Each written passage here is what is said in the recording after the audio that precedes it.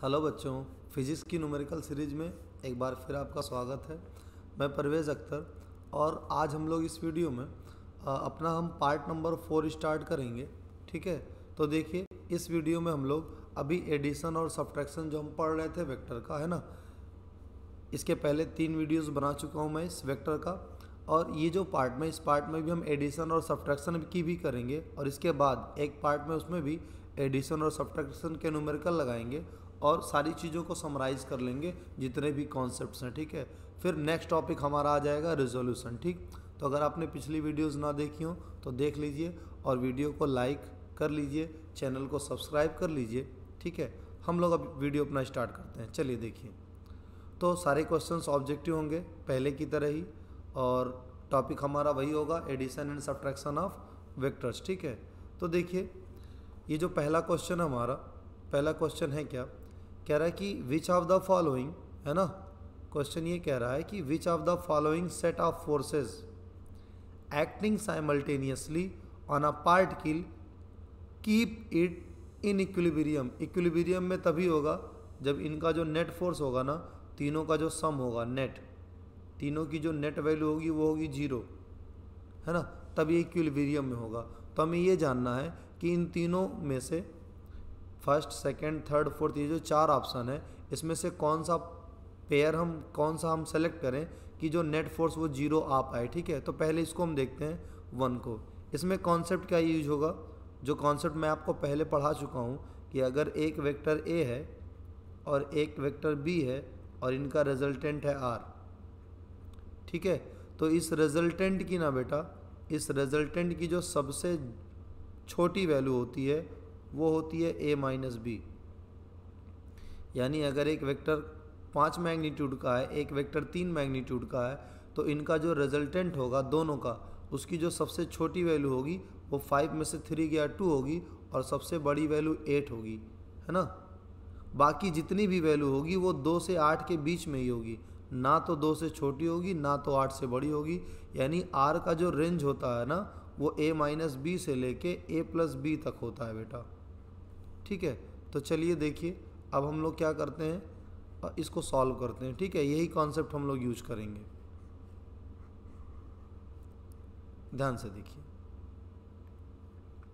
तो अगर हम ये 3 और 5 लें और इसको लेके देखें तो देखिए 3 और 5 तो 2 आएगा सबसे कम वैल्यू और सबसे ज़्यादा वैल्यू आएगी 8, है ना। और यहाँ तीसरी वैल्यू क्या है, तीसरी वैल्यू है भाई 10। तो तीसरी वैल्यू अगर 10 है और इन दोनों का 3 और 5 की जो वैल्यू होगी वो 2 से लेके 8 तक ही होगी। अगर ऐसा होता कि 2 से लेके 12 तक होती, 12 तक, ठीक है, तो हम कहते भाई बीच में कहीं 10 आएगा ही, तो ये वाला 10 इधर, ये वाला 10 इधर और ये दोनों, ये जो 2 और ये हैं ये दोनों इधर, तो इन दोनों का जो नेट होता वो कहीं 10 आता और इसको कैंसिल कर देता। लेकिन चूंकि इनकी जो नेट वैल्यू है ना, इनकी जो नेट वैल्यू है बेटा 3 और 5 की, वो 2 से लेके 8 तक के बीच में ही होगी, 2 से लेके 8 तक होगी, है ना। 10 नहीं हो सकती कभी भी, तो 10 नहीं हो सकती तो 2 से बीच की कोई भी वैल्यू आ जाए, 2 से लेके 8 तक की कोई भी वैल्यू आ जाए, आप उसको 10 में से माइनस करके कभी आप 0 नहीं ला सकते। तो ये पहला ऑप्शन रॉन्ग हो गया। ठीक, तो ये पहला रॉन्ग हो गया। अब हम आते हैं दूसरे वाले। दूसरे वाले में फिर देखिए बेटा, दूसरे वाले में 4 और 7 है। इन 4 और 7 की जो सबसे छोटी वैल्यू होगी वो होगी 3 और सबसे बड़ी वैल्यू जो होगी बेटा वो होगी 11। 7 और 4 का जो रिजल्टेंट होगा उसकी सबसे छोटी वैल्यू 3 हो सकती है और सबसे बड़ी वैल्यू 11, यानी 3 से लेके 11 तक वैल्यू होगी। अच्छा, यहाँ 12 दिया है तो जब 11 तक ही होगी तो 11 तक की वैल्यू देखिए, अगर मान लिया ये 13 तक होती तो बीच में कहीं आपको 12 मिल सकता था और तब 12 माइनस 12 0 हो जाता, लेकिन 3 से 11 तक ही है ना, तो 12 के साथ ये कभी 0 देगा ही नहीं। तो अब देखिए यहाँ पे 2 और 6 अगर लें तो मिनिमम वैल्यू होगी 4, 6 में से 2 गया 4 और मैक्सिमम वैल्यू होगी 8, और हम जानते हैं 4 और 8 के बीच में आपको 5 मिल सकता है। अच्छा, यहाँ पे भी कितना है 5, तो 5 और 5, ये 5 इधर, ये 5 इधर, अगर एक दूसरे के अपोजिट होंगे तो नेट फोर्स 0 आ जाएगा, यानी 0 न्यूटन। तो थर्ड वाला ऑप्शन हमारा सही हो गया। फोर्थ वाला भी चेक कर लेते, देखिए 5 और 8 की बेटा जो सबसे छोटी वैल्यू वो तो 3 होगी यार, मैक्सिमम वैल्यू होगी 13, 1 तो आएगा ही नहीं बीच में कहीं, तो ये कैंसिल आउट होगा नहीं। ठीक है, तो यहाँ पे फिर वही चीज़ कि अगर कोई वैल्यू ए है, कोई वेक्टर ए है और बी है, तो इनका जो रिजल्टेंट होगा ना, रिजल्टेंट का जो रेंज होता है वो बेटा ए माइनस बी से लेके ए प्लस बी तक होता है, ए माइनस बी से लेके ए प्लस बी तक होता है। ठीक है, तो ये हो गया। अब हम लोग आते हैं नेक्स्ट क्वेश्चन पे। चलिए, तो ये जो क्वेश्चन है बेटा, है ना, क्वेश्चन नंबर 14, अब तक के 13 क्वेश्चन हम लोग कर चुके हैं। The resultant of two force can not exceed, कह रहा जी अगर दो फोर्स का रिजल्टेंट आप निकालिए तो ये कैन नॉट एक्सीड, यानी किस वैल्यू से ज़्यादा ये नहीं हो सकते। हमें पता है कि अगर R vector is equal to A plus B होता है तो आर की जो वैल्यू होती है बेटा वो ए माइनस बी से लेके ए प्लस बी तक होती है ना, है ना। कहाँ तक होती है? ए प्लस बी तक। ज़्यादा से ज़्यादा ए प्लस बी, कभी भी ए प्लस बी से ज़्यादा नहीं हो सकती, है ना। यानी sum of A plus B, sum of A and B को एक्सीड नहीं कर सकती। ठीक है, तो क्या कह रहा है ये देखिए, एवरेज ऑफ टू फोर्स ये गलत होगा, डिफरेंस ऑफ टू फोर्स गलत होगा। क्या लिखा है? Algebraic sum of two force, सही बात है।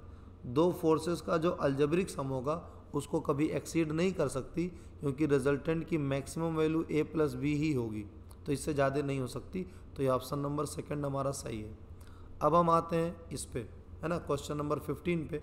देखिए क्या कह रहा है, कह रहा है maximum and minimum resultant of two forces, अच्छी बात है भाई, आर इन द रेशियो 4:3, यानी मैक्सिमम रिजल्टेंट। मैक्सिमम क्या होगा बेटा? मैक्सिमम होता है F1 प्लस F2, मिनिमम क्या होगा? F1 minus F2।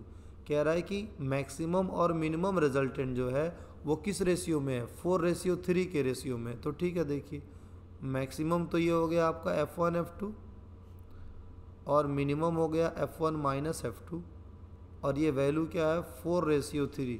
तो कह रहा है the forces are in the ratio, तो कह रहा है कि आप F1 रेशियो F2 बताइए क्या होगा, F1 रेशियो F2 बताइए क्या होगा। ठीक है, इसको अगर आप बड़े ही आसानी से करना चाहें तो एक तरीका इसको करने का ये है, एक तरीका इसको करने का ये है कि आप तुरंत यूज करिए कंपोनेंडो डिविडेंडो।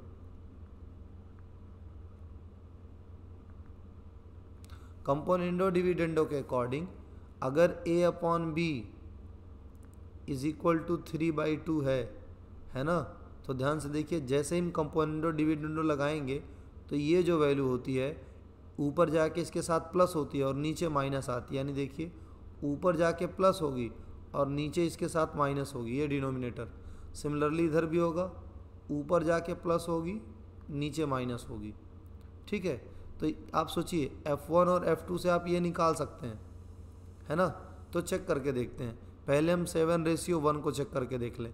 7:1 को अगर आप चेक करके देखेंगे, है ना, किसको? F1 अपॉन F2 को, तो जैसे ही कंपोनेंटो डिविडेंडो लगाएंगे ये 1 ऊपर जाके ऐड होगा और नीचे सब्ट्रैक्ट हो जाएगा, 1 ऊपर जाके ऐड होगा और नीचे सब्ट्रैक्ट होगा। तो देखिए क्या हो जाएगा, ये 8 और ये 6, यानी ये आ गया 4 और 3।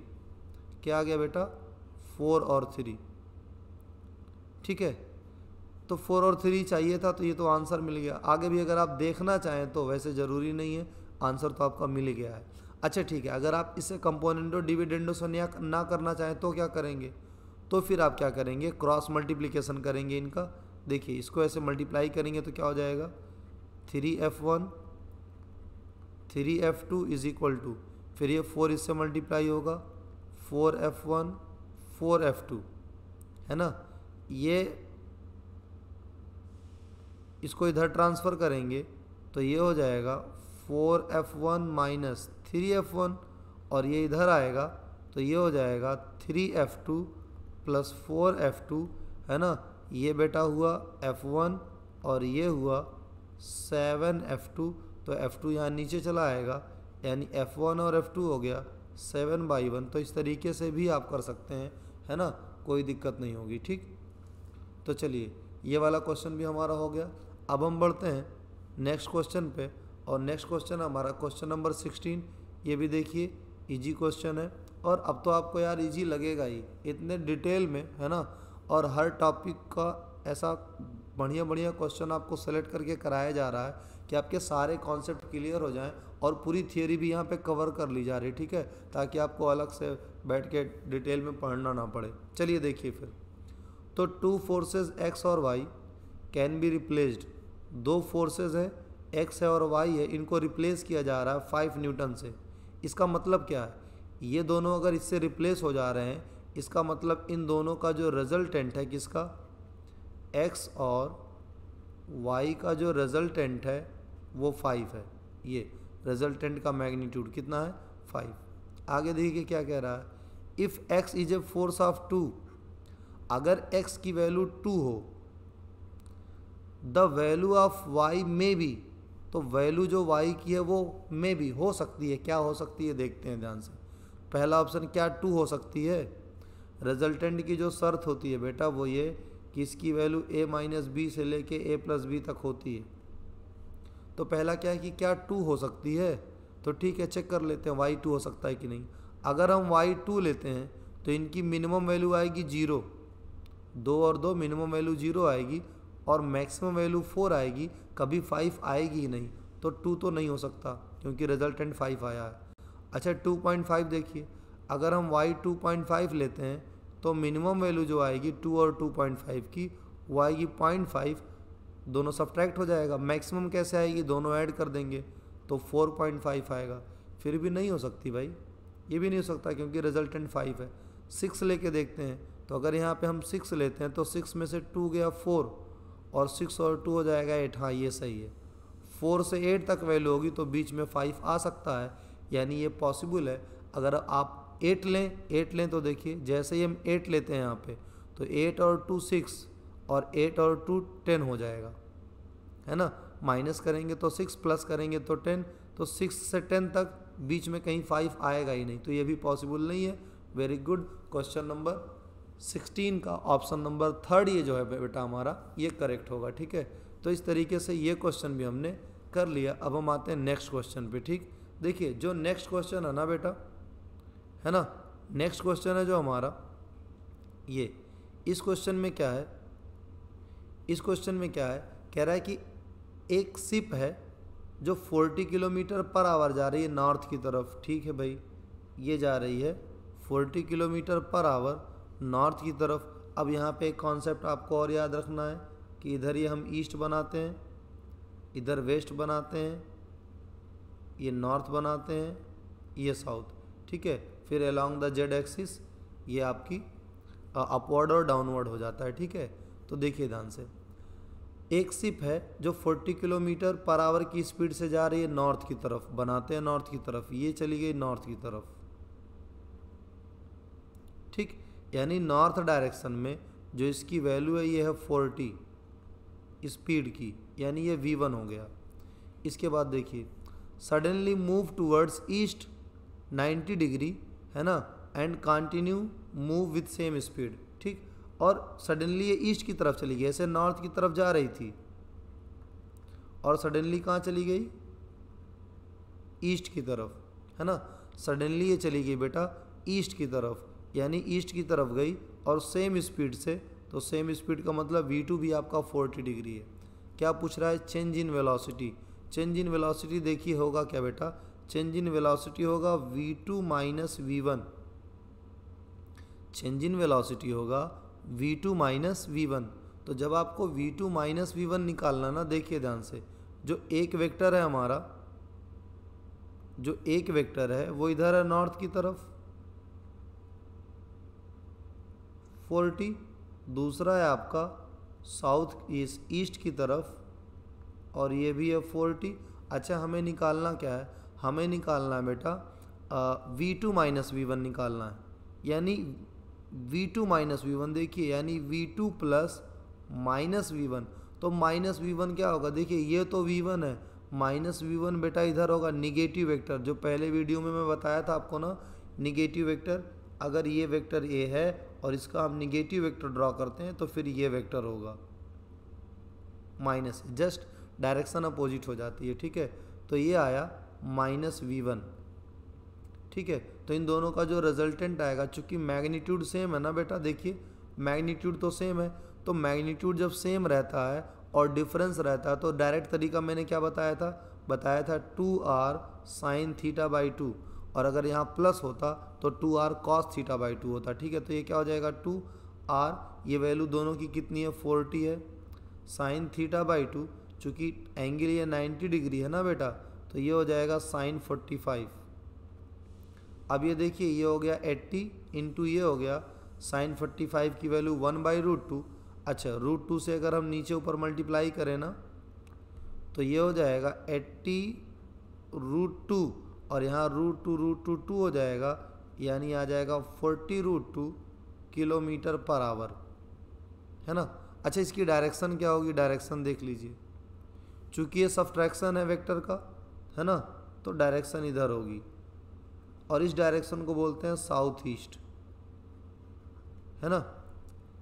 ठीक है, एकदम बीचों बीच से जाएगी बेटा 45 डिग्री के एंगल से। ठीक है, ये हमेशा ध्यान रखे रहा करिए, है ना। एक कॉन्सेप्ट और यहाँ देख लीजिए, अगर कोई वेक्टर ये है a और ये है वेक्टर b, अगर ये दोनों का मैग्नीट्यूड सेम है तो इनका रिजल्टेंट एकदम ऐसे बीचों बीच से जाएगा 45 डिग्री का एंगल बना के, है ना। अगर b की वैल्यू ज़्यादा है, ठीक है, तो रिजल्टेंट b की तरफ झुक जाएगा, और अगर a की वैल्यू ज़्यादा है तो रिजल्टेंट a की तरफ झुक जाएगा। ठीक है ना। देखिए कैसे कैसे होता है ये। अगर ये b की वैल्यू ज़्यादा होती, यहाँ होती, तो पैरेललोग्राम बनाते तो हम ऐसे बनाते, तो रिजल्टेंट देखिए b की तरफ झुक गया, है ना। अगर इक्वल है दोनों तब तो एंगल 45 डिग्री होगा, यानी बीचों बीच से जाएगा। ठीक है ना। और अगर इक्वल नहीं है तो फिर क्या होगा, जो वेक्टर ग्रेटर मैग्नीट्यूड का होगा उससे रिजल्टेंट कम एंगल बनाएगा, और जो वेक्टर स्मॉलर मैग्नीट्यूड का होगा उससे रिजल्टेंट ज़्यादा एंगल बनाएगा। ठीक है, तो ये इस तरीके से ये वाला कॉन्सेप्ट हमारा हो गया। ठीक, ये सारी चीज़ें बहुत इंपॉर्टेंट होती है बेटा, जगह जगह यूज होती है, बहुत ही अच्छे तरीके से यूज होती है। ठीक, तो अब ये वाला पार्ट भी हमारा हो गया, है ना। अब हम लोग देख रहे हैं नेक्स्ट पार्ट भी इसी में ही हो जाएगा। ठीक है, तो अगला वीडियो बनाने की ज़रूरत नहीं पड़ेगी। देखिए अब हम लोग इस क्वेश्चन को सॉल्व करते हैं। एक पार्टिकल है वो सर्कुलर पाथ पे मूव कर रहा है बेटा, और किस स्पीड से, v स्पीड से, है ना। एंगुलर डिस्प्लेसमेंट बना रहा है 120 डिग्री। ठीक है बेटा, ये है सर्कल बनाए हम, ठीक है, ये सर्कल बना लिए। अब देखिए आप जानते हैं कि ये एंगल होता है 180 डिग्री, ये पूरा 180 होगा। तो देखिए अगर वेक्टर इनिशियली यहाँ पे था, v स्पीड से जा रहा था, v स्पीड से यहाँ जा रहा था, तो ये देखिए 90, तो ये ले लिए 30, तो इसका मतलब यहाँ से घूमते घूमते यहाँ गया, यहाँ गया, यहाँ गया, और जब वो यहाँ पहुँचा ना, यहाँ पे जब वो यहाँ पहुँचा तो इसका ये स्पीड हो जाएगा इधर, और इनके बीच में जो एंगल होगा ना बेटा, ये जो एंगल होगा ये हो जाएगा 120 डिग्री, ये देखिए। ठीक, तो इस तरीके से एक पार्टिकल सर्कुलर पाथ पे मूव कर रहा है कांस्टेंट स्पीड से, और जब इसका एंगुलर डिस्प्लेसमेंट 120 डिग्री है ना, तो ये दोनों हमने बना ली है। तो क्या पूछा है, चेंज इन वेलोसिटी, यानी फिर वही बात v2 माइनस v1 पूछा है। तो यहाँ डायरेक्शन तो कोई ऑप्शन में दिखाई नहीं दे रहा है, डायरेक्ट मैग्नीट्यूड निकालना, तो आप जानते हैं क्या होगा, 2r sin θ/2 होता है। तो डायरेक्ट फार्मूला यूज कर लेंगे, 2, दोनों का मैग्नीट्यूड v है, एंगल तो 120 है, तो जब यहाँ 120 रखेंगे तो 2 से डिवाइड हो जाएगा, और ये आ जाएगा sin 60, तो 2 इंटू वी √3/2, 2 से 2 कट जाएगा, √3 इंटू वी, है ना। और ये आपका फोर्थ ऑप्शन ये 100% करेक्ट होगा। और इस तरीके से ये वाला क्वेश्चन भी हमारा सॉल्व हो गया। इसके बाद बस एक क्वेश्चन बचा है ना, यानी क्वेश्चन नंबर 19। क्वेश्चन नंबर 19 करते ही हमारा एडिशन और सब्ट्रैक्शन वाला ये जो टॉपिक था बेटा बहुत ही अच्छे से ख़त्म हो गया। ठीक है, और ये मानिए आप मेरी बात कि अगर आप ये पूरा वीडियो है ना बनाऊंगा तो मैं सारा ही, अगर आप पूरा वीडियो अच्छे से पढ़ते हैं तो श्योर है आपके बहुत ही अच्छे मार्क्स आने वाले हैं फिजिक्स में, और आपकी अंडरस्टैंडिंग बहुत बेटर हो जाएगी। और दूसरी बात, आपका जो लेबर है ना, आपका जो हार्ड वर्क है वो बहुत ज़्यादा कम हो जाएगा, क्योंकि जो मेहनत आप करते हैं ना, सेलेक्ट है ना, क्वेश्चन सेलेक्ट करना, टॉपिक वाइज पढ़ना, ये सारी चीज़ें हम खुद आपको करके है ना, सारी चीज़ें आपको यहाँ पढ़ाई जा रही है। आगे देखिए, ये लास्ट वाला क्वेश्चन कह रहा है कि दो वेक्टर हैं, एक वेक्टर है ए और बी, ये इक्वल मैग्नीट्यूड के हैं और म्यूचुअली परपेंडिकुलर हैं। इसका मतलब ऐसे हैं, कुछ ऐसे, ये ए वेक्टर और ये बी वेक्टर। तो ठीक है बेटा, अगर ये इक्वल मैग्नीट्यूड के हैं ना, है ना, तो इनका जो रिजल्टेंट आएगा ना, ध्यान से सुनिएगा, हमने बताया था कि जब ये इक्वल मैग्नीट्यूड के हैं तो इनका जो रिजल्टेंट होगा यानी ए प्लस बी, वो इनसे 45 डिग्री का एंगल बनाएगा। ठीक, उसके बाद देखिए क्या पूछा है, find the angle between A plus B. A plus B तो यहाँ हो गया, ए माइनस बी कहाँ होगा, तो देखिए ए माइनस बी का मतलब ए प्लस माइनस बी, तो माइनस बी तो बनाना पड़ेगा ना पहले। अगर ये बी है तो निगेटिव वेक्टर जस्ट इसके अपोजिट में होगा और ये होगा आपका माइनस बी वेक्टर। तो इन दोनों का रिजल्टेंट क्या होगा, देखिए मैग्नीट्यूड तो सेम है, बस डायरेक्शन अलग है, तो इसका भी जो रिजल्टेंट होगा है ना, यानी ए वेक्टर माइनस बी वेक्टर, ये भी ऐसे 45 डिग्री पे होगा। अब बताओ, पूछा angle between A plus B और ए माइनस बी। भाई ए माइनस बी ये है, ए प्लस बी है, इनके बीच का एंगल है ये, तो 45 और 45 कितना हो गया, 90 डिग्री। और 90 डिग्री को रेडियन में हम लोग कहते हैं π/2। यहाँ पे अगर थोड़ा सा आप रेडियन का कॉन्सेप्ट देख लें तो ध्यान से देखिए, pi radian is equal to होता है 180 डिग्री, तो अगर आप 2 से डिवाइड करेंगे तो π/2 इज इक्वल टू हो जाएगा 90 डिग्री, और अगर आप 180 को 3 से डिवाइड करेंगे तो 60 डिग्री हो जाएगा π/3, है ना। और अगर आप 180 को आप 6 से डिवाइड करेंगे तो 30 डिग्री इज इक्वल टू हो जाएगा π/6। अगर इसी को 4 से डिवाइड करेंगे तो π/4 इज इक्वल टू आ जाएगा 45 डिग्री। इस तरीके से आ जाएगा। 2 से मल्टीप्लाई अगर करेंगे तो 2π इज इक्वल टू 360 डिग्री। ये वैल्यू है एंगल्स की, ये रेडियन में और ये डिग्री में। इस तरीके से ये, चलो रेडियन और डिग्री का हम लोग रिलेशन भी देख लिए बेटा। तो इस तरीके से ये इतने टॉपिक हमारे है ना क्लियर हुए। अब मैं क्या करता हूँ शॉर्ट में, है ना, जितनी भी थियरीज़ मैंने आपको बताई है ना, जो भी मैंने थियरी बताई है वो थियरी मैं आपको एक बार फिर से रिवाइज करवा देता हूँ, ठीक है।